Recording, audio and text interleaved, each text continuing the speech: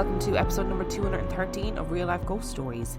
And to kick things off this week, I need to say thanks to some of our newest Patreon subscribers. I would like to thank Cara Kathleen, Caroline Edwards, Sarah B, Kales, Arundhati Kulkarni, Becky Stevenson, Charmaine Turnbull, James, Brona B, Holly Sokol, Kim Weaver, Anth Weeks, Caroline Robinson, Luke Bannon, Valeria Lawrence, Kelly Steitler, Slate Holmgren, Kayla Fye, Heather, Kendra McKay, and Joanne Bailey. Thank you so much for subscribing to the Patreon. I love you and appreciate you every single day. And our film review this week, our film review is Talk to Me.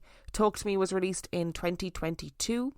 It has 7.4 out of 10 on IMDb and 97% on Rotten Tomatoes. When a group of friends discover how to conjure spirits using an embalmed hand, they become hooked on the new thrill until one of them goes too far and unleashes terrifying supernatural forces.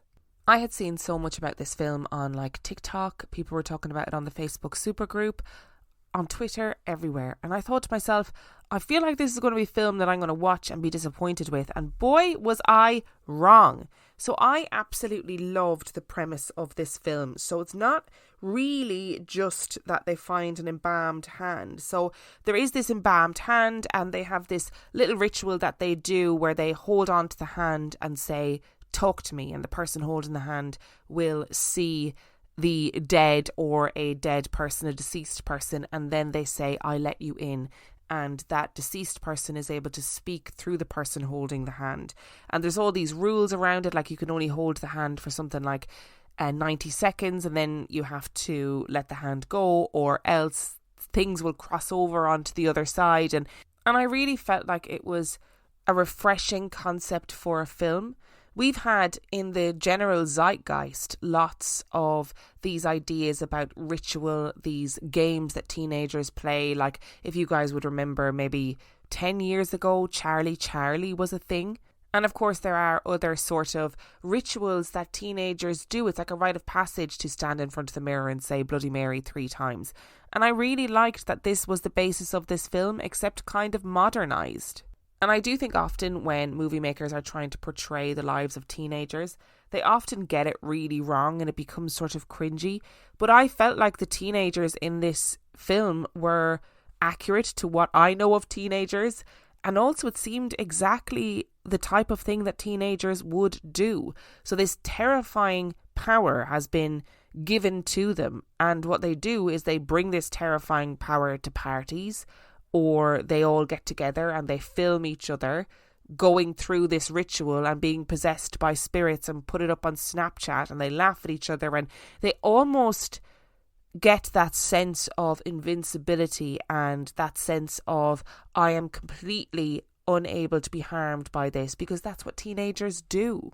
You know, they film this ritual that they're doing, they forget how serious it is, and there's a great sequence in the film where they're at this party and they're all taking it in turns to hold on to the embalmed hand, and they're filming each other, and it's almost like they're taking a drug. They become completely enraptured by this feeling of being taken over by spirits and by the fear and the anxiety and the nervousness that it produces in them. And I felt like it was really believable. The acting is absolutely incredible in this film as well. You know, when they're in that state of all of them getting totally hooked on this feeling of being possessed by the spirits, it's like a fever pitch and it's wild and it's completely contagious, and it was really believable. I enjoyed it. And you know from the beginning, you know that inevitably somebody's going to take it too far and everything is going to go terribly wrong.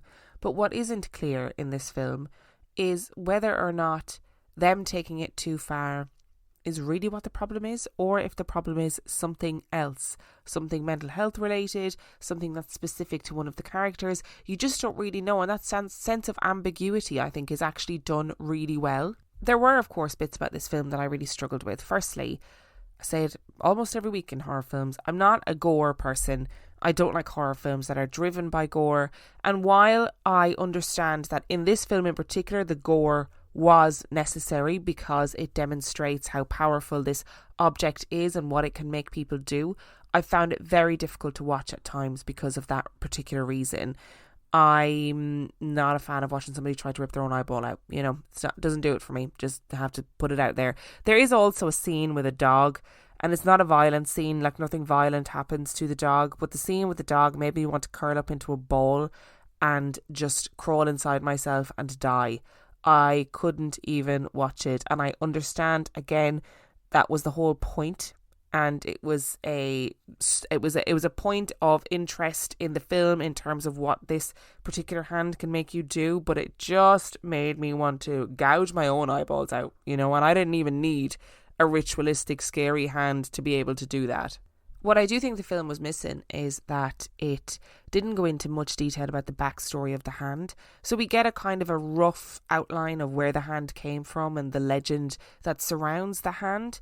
And the film itself is quite short, so if you're somebody like me who has an attention span deficit, then it is probably a good one to watch because it's short and sweet and gets the job done. I did want to know, though, the background of the hand, other cases that maybe involved the hand, etc. But I guess it leaves the door open for sequels and prequels to come out. And you know what? If they did come out, I would be interested in watching them. So it's a pretty short film review this week, and I feel like if ritualistic hands are your thing, the ability to bring back the dead and be possessed by the dead, then this one is probably for you. It has enough emotionality to make the story believable. There's themes of grief and loss and secrets, and yeah, go for it. Watch it. I'm going to give this film 4 stars. So that's 4 stars for Talk to Me. Today's episode is brought to you by BetterHelp. Do you ever find yourself just as you're trying to fall asleep that your brain suddenly won't stop talking? Do your thoughts start racing right before bed or at other inappropriate moments? And I don't just mean when you've just watched a terrifying film and you're too freaked out to go to sleep. That's not what I mean. And I have made it no secret that I am an anxious gal, and one of the times that anxiety creeps up on me is at nighttime. And I am a huge advocate of therapy, and it turns out that a great way to make those racing thoughts go away is just to talk them through. Therapy gives you a place to do that so you can get out of your negative thought cycles and find some mental and emotional peace. I've been in regular therapy on and off for a very long time, and let me tell you, it isn't just about major trauma. Therapy is such a good way to talk through how to set boundaries, to empower you, to talk through situations that might be causing you difficulties in the moment. Therapy is really just a good thing for personal growth. And if you're thinking of starting therapy, BetterHelp is entirely online. It's designed to be convenient, flexible, and suited to your schedule. And I always say that therapy is a bit like dating. If you get matched with a therapist and it doesn't quite work out, you can shop around and find another one, and BetterHelp allows you to switch therapists anytime for no additional charge. Visit betterhelp.com/reallifeghoststories today to get 10% off your first month. So that's BetterHelp, HELP.com/reallifeghoststories. Which brings us to our episode today. And our story today, as you can tell by the title, is all about Bodmin, Moor and the wonderful Jamaica Inn. And I just want to say before I start that last year I was meant to visit the Jamaica Inn to do a vlog, and I wasn't able to go in the end. But the owners of the Jamaica Inn were honestly the most accommodating, wonderful, generous, kind people that I could have had the pleasure of almost working with, because they were so accommodating and brilliant. And I will get to the Jamaica Inn at some point to make a vlog, so keep an eye out for that. But let's get into our story today. And so the coach rumbled into Bodmin, grey and forbidding like the hills that cradled it. The man looked at her curiously. "Jamaica Inn?" he said. "What would you be doing at the Jamaica Inn?" "That's no place for a girl. You must have made a mistake." Extract from Chapter 1, Jamaica Inn by Daphne du Maurier. The Jamaica Inn sits in the very heart of Bodmin Moor in Cornwall in England. Built in 1750 as a coaching inn, It has provided rest for weary travellers for the last 273 years. As well as being a haven for those wishing to escape the wilds of the moors after a long journey, the inn has long been associated with darker inclinations. It has been the site of smuggling operations, various criminal activities, and is now the site of much paranormal activity. Bodmin Moor stretches across the centre of Cornwall in the southeast of England and is the subject of much of the county's folklore. It's home to acres upon acres of uncultivated moorland, exposed boggy ground, abandoned mines, remote houses and prehistoric stones. It is impossible to describe both the bleakness and the beauty of Bodmin. It is a vast barren landscape that seems to reflect the darkness of the soul, while also being a place that is inviting, tempting, almost seductive. But the moors are dangerous. It is easy to get lost in the vast wilderness, and it is easy to fall down a hole or get injured or, in the more extreme cases, get pixie-led and dragged deep into the underworld of the Fae. As you might imagine, for a place like this, there are many supernatural tales surrounding the moors, from ferocious beasts and sightings of phantom hitchhikers to angry ghosts and pacts with the devil. No matter what you believe, what can be agreed upon is that Bodmin Moor is a great setting for any kind of ghost story. Real or imagined, the sheer wilderness of the place itself lends to tales of loneliness, fear, danger and the unknown. It would be impossible to talk about Bodmin Moor without talking about what is perhaps its most famous tale. The story of the Beast of Bodmin. And look, I'm a cat lover, as you know, so it would be ridiculous to pass up the opportunity to wax lyrical about the story of a large, mysterious feline. You've probably heard of the Beast of Bodmin in some form or another. There are some stories that seem to transcend time and place and whirl around in the general human consciousness. Perhaps it is the fact that the Beast of Bodmin exists in a world that reflects its wildness, its secrecy and its ferocity. Over the years there have been reported sightings of the Beast of Bodmin, a phantom creature shaped like a gigantic cat with huge pointed fangs. People have photographed tracks of huge paw prints in the boggy ground, as well as capturing images of large cats sitting on stone walls or prowling the moorland.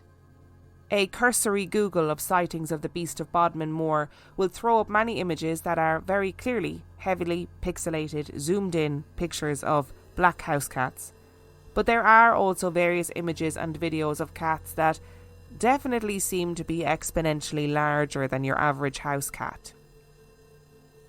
The supposed Beast of Bodmin was first officially spotted in 1983, but reports have flowed steadily since then. In the 90s, reports caused such a stir that they prompted an official investigation by the Agricultural Development Advisory Service. Their research found no evidence of any kind of big cat living on the moor, but in the late 90s, a small boy found the skull of a leopard lying on the banks of the river Fowey, and the skull caused a stir. It was indeed a real leopard skull, but the Natural History Museum concluded that the skull was imported as part of a leopard skin rug. Despite the fact that there was a logical explanation for the skull at least, local people remained convinced that there was something large and predatory living on the moor.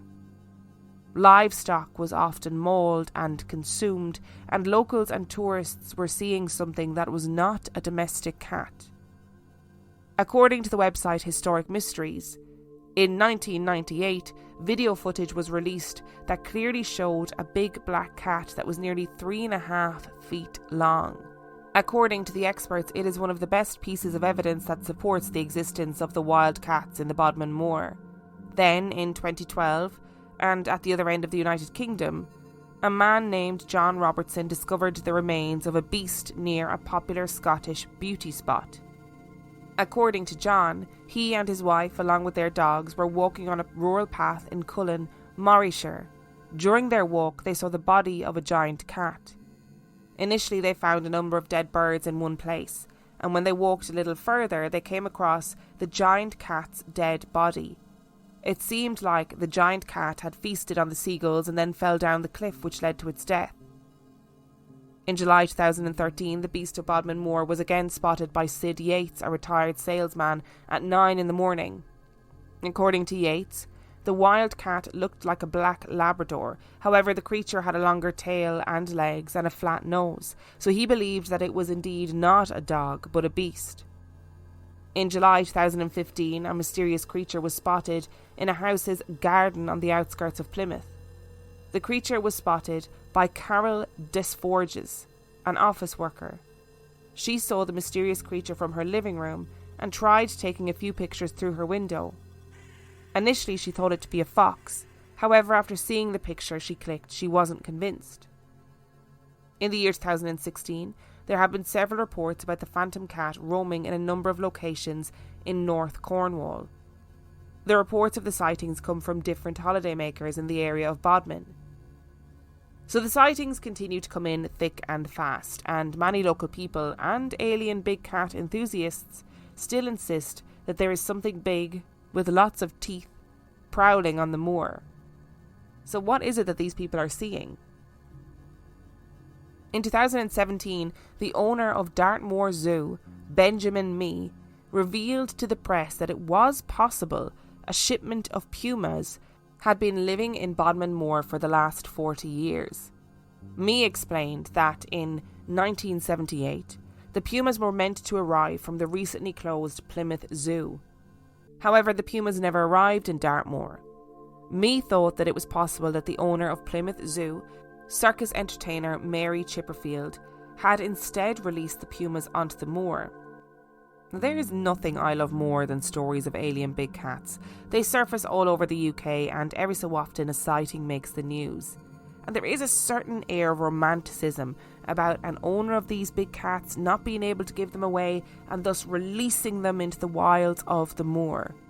It seems entirely possible that they could survive on the moor in quiet solitude, only being glimpsed every so often by the local people. Scientists may claim that there simply isn't enough prey on the moor to sustain them, but I think that just might be a lack of imagination on the part of scientists. Or maybe they're just dog people. Stories of alien big cats and stories of the beast of Bodmin Moor are one of the paranormal claims that I really think could have at least a grain of truth. And while I love a story of a big cat, and somehow the idea of a large hunter living on the moor brings me a thrill of joy, there are other stories on the moor that are less wishful thinking and are full of pain, violence and sorrow. For 200 years in the wilds of the moors, against the barren landscape, among the stories of creatures and phantoms, Charlotte Dimmond has roamed. In 1884, 18-year-old Charlotte Dimmond was working at Penhale Farm for a widow named Miss Philippa Peter. 21-year-old Matthew Weeks was also working at the farm. Weeks was a man who seemed to have been disliked by Philippa Peter and her family. He was described as a simpleton. He had a limp and was missing most of his teeth and had a face that was pockmarked. By the very virtue of what he looked like, it seems that Weeks was seen as an outsider. But Charlotte Dimmond took a shine to him and the pair were courting. On the 14th of April 1844, Matthew Weeks and Charlotte Dimmond went for a walk. Charlotte Dimmond was found 9 days later with her neck ripped open, lying dead on the moor. Matthew Weeks was arrested and tried for murder. He was hanged at 23 years old, but it is widely believed that Matthew Weeks was innocent. The reason that was given for Charlotte's murder was that Matthew Weeks was jealous of the attention that she was giving a Mr. Thomas Prout. Charlotte was described in the court as a promiscuous girl who would flirt with anyone. This information came from Miss Philippa Peter alone, and she failed to mention that Mr. Thomas Prout was in fact her nephew. There are many other reasons as to why there is a widely held belief that Matthew Weeks was innocent, and the case is well worth investigating. But whatever the truth of the matter is, 2 people were brutally killed. one on the moors, and one in Bodmin jail. A stone monument was erected on Bodmin Moor to commemorate the life of Charlotte Dimmond. The first recorded sighting of her ghost occurred in 1932, some 88 years after her murder. Brown Willie is the name of a large hill on Bodmin Moor, and in 1932 one B.C. Spooner wrote that the figure of a woman had been seen on Brown Willie. She appeared to be a young woman who was looking out over the moors, but as people got closer, the woman would disappear. Originally, Spooner had written that the ghost had no known origin, and it wasn't until 1949 that Cornish historian William Henry Painter wrote an article dedicated to Charlotte Dimmond and the subsequent sightings of her ghost. According to SpookyIsles.com, in his essay he chronicles the story of the old volunteers that had a camp on the moor, and of how they had difficulty in keeping sentries posted at night. For one had seen the ghost of Charlotte wandering the moor, or of the story of the tourist who went fishing one day and on his return to his hotel commented to the proprietor on the remoteness of the moors, having only seen wandering ponies, sheep, and a young solitary girl wandering across the moor, stopping every so often, shading her eyes as though she was looking for someone. And later in the same Spooky Isles article, it is claimed that workers at the Stannon Clay Works, which is situated near the moor, have seen the ghost of Charlotte, while other witnesses have claimed a meeting with her at twilight at Davistow graveyard where she is buried. She is said to have curtsied and whispered, "Good evening." On that journey that was taken nearly 200 years ago, people have now reported hearing a strange, unnerving girl's laughter near where Weeks claimed to have left Charlotte, and in the same voice says, "I don't want you to come any further. Go home." The last legend that we are going to explore today, that is associated with Bodmin Moor, is that of Jan Tregeagle. It seems that Jan Tregeagle was an actual person who was a local magistrate in Cornwall in the 17th century. Legend says that Tregeagle was a pretty awful man. He amassed a great deal of money by all manner of underhanded deeds, including cheating an orphan out of his inheritance. Some tellings of the story say that Tregeagle even murdered his wife and children to make a pact with the devil for more power and wealth. As Tregeagle neared the end of his life, he began to feel remorse for his wicked ways and dealings with the devil. Seeking the help of the clergy, he participated in constant prayer and powerful exorcisms in an attempt to nullify his pact with the devil and escape an eternal afterlife in hell. Initially, it seemed to keep the demons at bay. When he died, Tregeagle was buried in St. Breoch Church near Wadebridge. But in a bizarre turn of events, an important lawsuit was taking place over the ownership of land. In one final attempt to prove their innocence, the defendant summoned Tregeagle's ghost to serve as a witness in the trial, much to the horror of the rest of the court. According to the legend, the gaunt, shadowy figure of Tregeagle began to appear in the witness stand, and, according to the legend, the judge stayed to hear the evidence from beyond the grave, which went on to prove the defendant's innocence. Once summoned, the priest of Bodmin saw that the ghost of Tregeagle was in some kind of purgatory, and was still in danger of being dragged off to hell. The priest decided that the only way to keep the demons from finding Tregeagle's ghost would be to set him a series of endless and impossible tasks that would keep him busy until Judgment Day, when God could decide Tregeagle's ultimate fate. Tregeagle was given a series of monotonous, incompletable tasks, including emptying water from a never-ending pool using a limpet shell with a hole in it, and sweeping the sand from a nearby cove. Legend says that on cold, dark winter nights, you can still hear the frustrated wailing and howling of Tregeagle as he labours over his hopeless tasks, waiting, terrified, for Judgment Day. These stories are only the tip of the iceberg when it comes to local Cornish folklore, but we certainly couldn't talk about Bodmin Moor without exploring the mysteries and legends surrounding the Jamaica Inn. You may have heard of the Jamaica Inn from English lessons at school, or maybe it rings a bell if you have a particular fondness for vintage cinema. The Jamaica Inn was made famous by being the setting of and the inspiration for a novel of the same name written in 1930 by author Daphne du Maurier. This was later turned into a film by Alfred Hitchcock in 1939. Du Maurier was inspired to write her novel after staying in the inn herself. While out horse riding on Bodmin Moor, she got lost in the fog and the growing darkness. Like many travellers before her, she found respite in the Jamaica Inn and later wrote her book to much critical acclaim. Nowadays, the inn is a popular tourist destination. Beautifully and carefully preserved, it has 36 rooms, 2 on-site museums and 2 shops. And it also has a lot of ghosts. In 2022, it was rated 14th in a list of the 100 most haunted places in the UK. In 2004, it was featured on the television show Most Haunted. Presenter Derek Acora said that it was one of the spookiest episodes they ever recorded. And it's also been given the official stamp of approval for being a genuine haunted establishment by the British Paranormal Association. So as you can see, there are a lot of ghosts. As a historic coaching inn, it would be strange if people hadn't reported seeing or hearing ghostly horses. It's common for guests and staff alike to hear the sounds of horses' hooves and carriage wheels on the cobbled courtyard of the inn. Strangely enough, people say that it sounds as though the hooves or wheels are moving through gravel, even though the courtyard has been cobbled since the 1950s.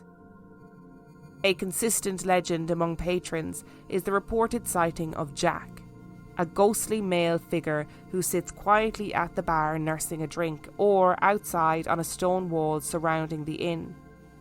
Legend supposes that long ago Jack was drinking in the inn when he was summoned by an unknown, mysterious voice to leave his drink and take a walk outside into the dark moorland. He never returned. Later, a man's body, resembling that of Jack, was found murdered on the moors. In 1911, it was said that a strange man who resembled the murdered Jack was spotted sitting outside the inn. He sat blankly, not responding or replying to any greetings or interactions. Whilst there are a number of paranormal stories associated with the bar, the cellar and the courtyard, it seems that a lot of the supernatural action occurs in the rooms of the inn. Specifically, the rooms which belonged to the historic part of the building. Rooms 3, 4, 5 and 6 are considered to be the most haunted rooms in the Jamaica Inn. People who have stayed in room 3 have reported seeing a ghostly woman with a crying baby, hearing a baby cry despite no babies staying in the inn at the time, and hearing a woman sobbing hysterically. Some guests have reported feeling a deep, unexplainable sadness while staying in the room. Others have reported seeing the ghost of a young boy standing at the foot of the bed. There have been reports of the sound of scratching being heard from inside the walls. And cleaning staff have claimed that they regularly clean small fingerprint marks off the mirror in the room. Some people believe that room 3 is haunted by the ghost of Mary Downing and her son. Downing married the inn's landlord, Thomas Dunn, in 1834 in a bid to make him recognise their illegitimate child. Perhaps it is her, sobbing and miserable, who can be seen and heard within the walls of room 3. Those who have stayed in room 4 report smelling strange, inexplicable smells, hearing muffled voices from inside the room, and hearing heavily booted footsteps walk around the room in the middle of the night. There have also been sightings of a man dressed as a highwayman, standing by the side of the bed, watching patrons sleep. In room 5, there is said to be the ghost of a small child, trapped behind the mirror glass. Guests have reported seeing the ghost of a small child looking out and crying. And inside the wardrobe of room 5, you can find a collection of toys and letters left there by guests for Hannah, the ghost of the little girl who haunts the room. Perhaps the same child who stays stuck within the mirror. There have been claims that Hannah's toys move around of their own volition. One guest said that they woke up to find the small, wet footprints of a child tracked across the carpet. An elderly couple staying in room 6 reported that all of the furniture in the room started shaking uncontrollably during their stay. Other guests in the room have reported seeing human shadows cast across the floor.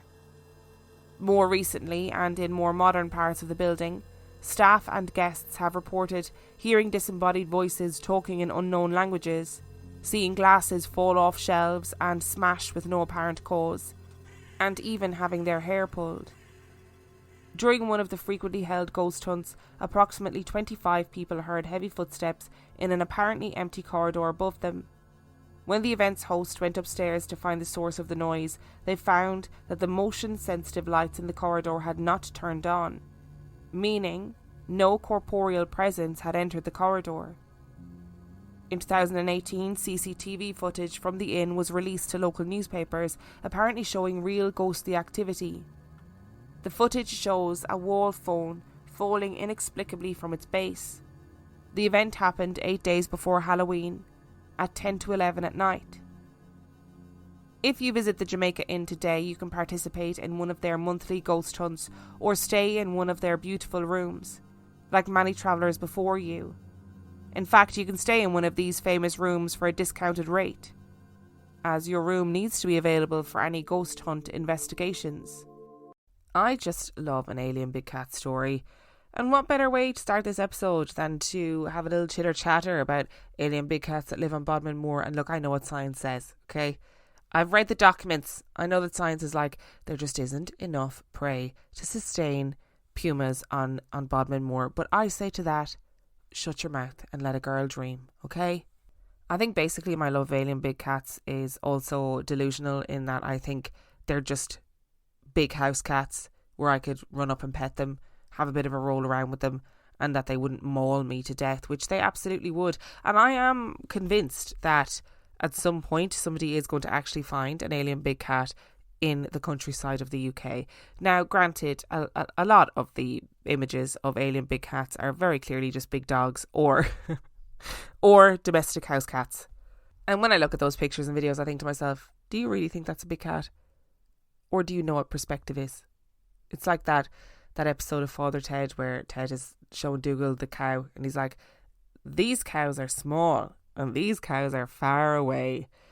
But there are a couple of videos and stuff that are pretty convincing, and I think it's unreasonable to underestimate the amount of really rich people who buy big cats thinking that they're going to be able to keep them as pets, as some sort of weird power status symbol. And then the cats get out or they just let them free because they just can't bloody look after them.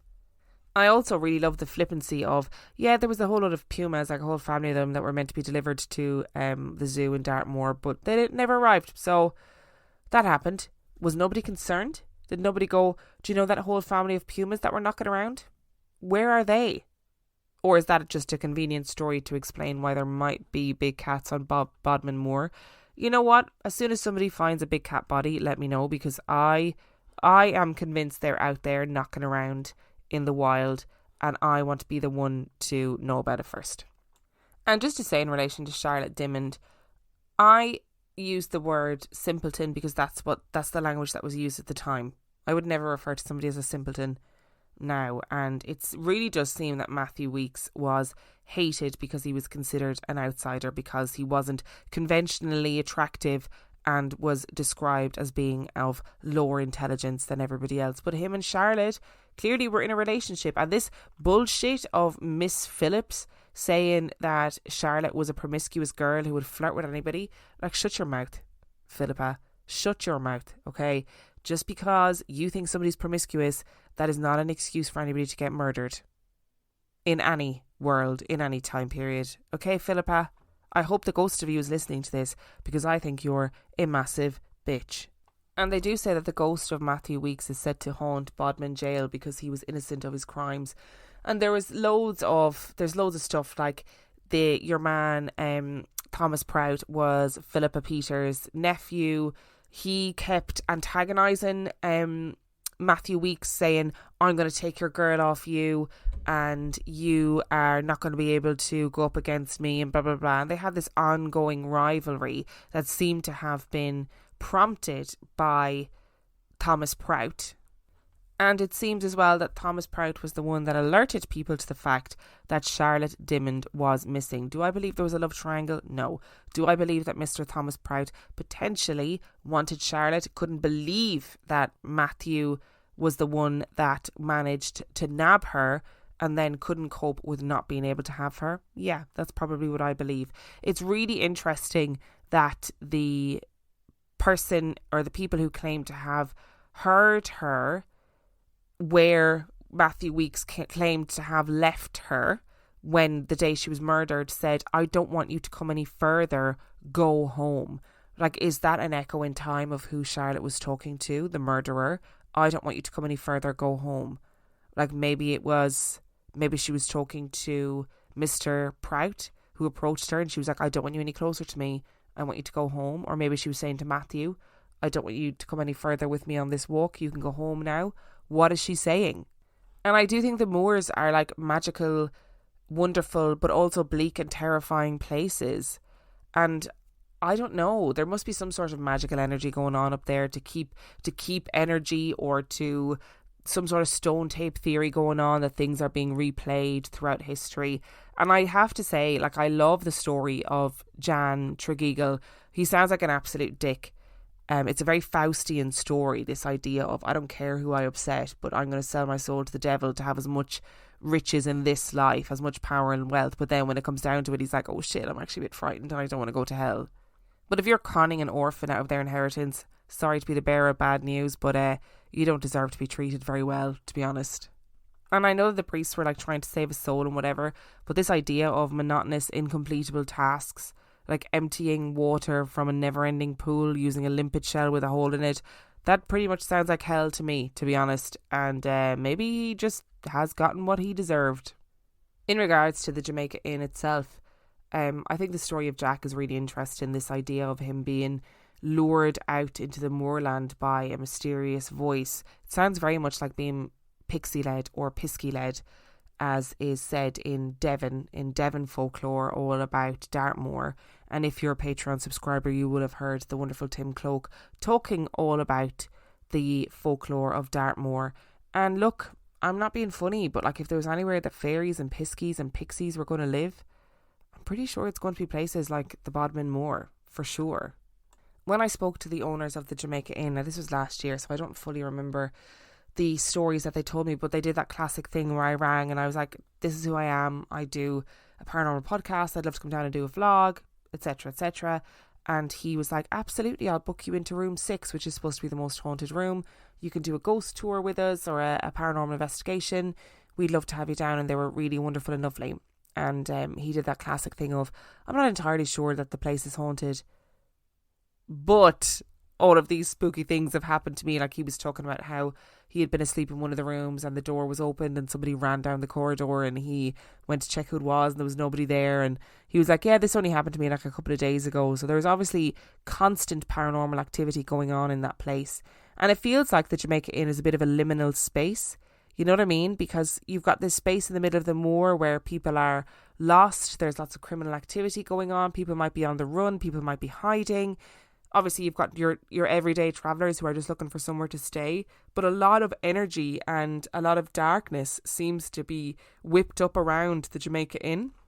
And when and if I do end up staying there, I will be absolutely sure to make a vlog and let you guys know all about it. Thank you so much for listening to today's episode. I apologise for it being slightly late. You might be able to hear in my voice that I am unfortunately not very well, but we got here and we got the episode out. Thank you so much for listening. If you would like to send in your story, you can do so by emailing it to reallifeghoststoriespodcast@gmail.com. You can also check out the website reallifeghoststoriespodcast.com. And if you are desperate for some extra spooky content, you can subscribe to the Patreon. That is patreon.com/reallifeghoststories, where for $5 a month or $2 a month, you get access to heaps of extra content, as well as every single main and mini episode completely ad-free. And on that note, I shall see you next time.